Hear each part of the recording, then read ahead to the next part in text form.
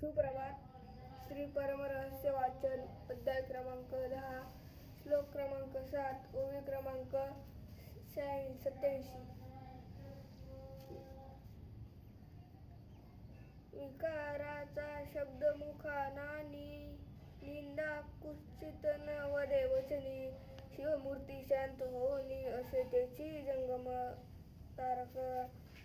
स्थिर बुद्धी सदा मदमोहातीत, कुबुद्धी विकारासी विरहित. माया ममता देहबुद्धी नातळत, व्योमातीत तो त्रिमळा विरहित असे. त्रिमळा कधी आतळत नसे, तो जंगम मज भीतरी असे. मी तया आत बाहेरी.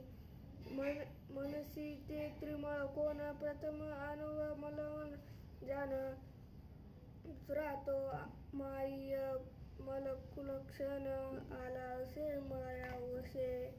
आता तिसरा तो अवधारी, कर्मज मनोनी कार्मिक म्हणती एका सरी. त्या करता जीव निर्धारी, बोलिला असे सर्वज्ञ.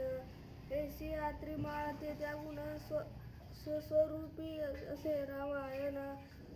ऐसी हा शिव सदा जंगमपण सहज प्राप्त होय.